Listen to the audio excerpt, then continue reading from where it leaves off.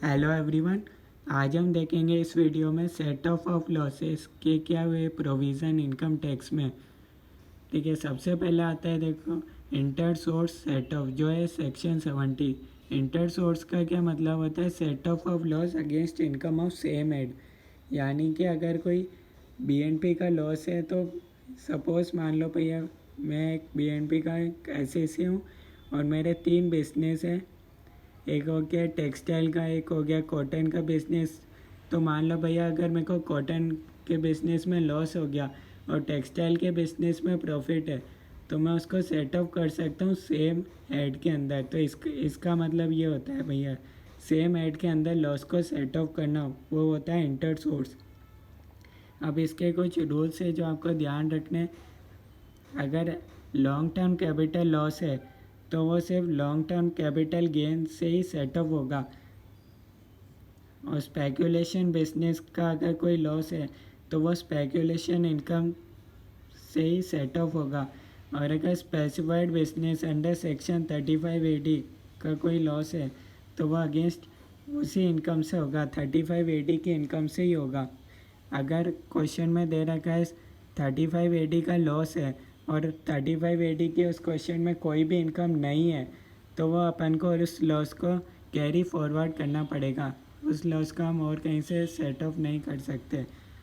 इसी तरीके से हॉर्स रेस का अगर कोई भी लॉस है तो वह हॉर्स रेस की इनकम से ही सेट ऑफ हो सकता है। और कैजुअल एक्टिविटी यानी कि लॉटरी, गैम्बलिंग, बैटिंग, वो अगर उससे अपन को कोई भी लॉस होता है तो उसको अपन को इग्नोर करना पड़ेगा। ठीक है, कैजुअल एक्टिविटी और एग्जाम सोर्स, अगर इन दोनों में अपन को कोई क्वेश्चन में लॉस दे रखा है तो उसको अपन कैरी फॉरवर्ड नहीं कर सकते, सिर्फ अपन को इग्नोर करना है।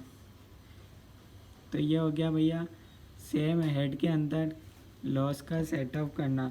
अब आता है इंटर हेड सेट ऑफ, जो कि है सेक्शन 71।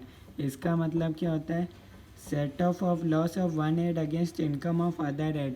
यानी कि अगर सैलरी का कोई लॉस है तो क्या अपन उसको हाउस प्रॉपर्टी से कर सकते हैं? बिल्कुल कर सकते हैं।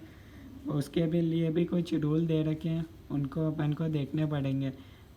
अगर कैपिटल गेन का कोई लॉस है तो वह दूसरे हेड से सेट ऑफ नहीं हो सकता, यह अपन को ध्यान रखना पड़ेगा। ठीक है, ऐसे बीएनपी का लॉस है तो वह किसी भी हेड से सेट ऑफ तो हो सकता है, लेकिन सैलरी को अपन को छोड़ना पड़ेगा। सैलरी हेड से वो सेट ऑफ नहीं हो सकता बीएनपी का लॉस। और अगर हाउस प्रॉपर्टी का कोई भी लॉस है तो वह किसी भी हेड से सेटअप हो सकता है, पर उसकी लिमिट है अप टू 2 लाख तक ही वो सेटअप होगा। उसके बाद अपन हाउस प्रॉपर्टी का लॉस को अगर इसके अलावा भी बचता है तो अपन को कैरी फॉरवर्ड करना पड़ेगा उस लॉस को। तो ये कुछ रूल्स है जिसको आपको एक बार लिख लेंगे तो याद रहेगा। उसके बाद आता है कैरी फॉरवर्ड। अब अगर हाउस प्रॉपर्टी का लॉस को अपन को कैरी फॉरवर्ड करना है तो उसके लिए अपन को रिटर्न भरने की ज़रूरत नहीं है। मतलब भर दी तो भी ठीक है, नहीं भरी तो भी ठीक है, अपन उसका फ़ायदा आगे अगले साल में ले सकते हैं। और वह अगले साल में सेट ऑफ होगी हाउस प्रॉपर्टी के हेड से ही। ऐसे ही नॉन स्पेकुलेशन बिजनेस का है तो वो बीएनपी के हेड से आगे सेटअप हो सकता है, 8 ईयर्स तक हो सकता है आगे। इसके लिए अपन को रिटर्न फाइल करने की ज़रूरत पड़ेगी।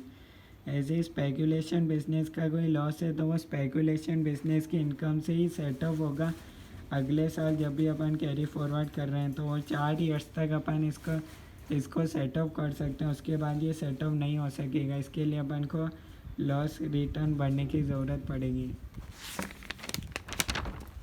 उसके बाद आता है 3580। अगर कोई 3580 का लॉस अपन कैरी फॉरवर्ड कर रहे हैं तो वह 3580 की इनकम से ही आगे चल के अगले साल में सेटअप हो सकेगा। और वो अनलिमिटेड ईयर्स तक अपन सेटअप कर सकते हैं, कोई लिमिट नहीं है, रिटर्न भरनी पड़ेगी।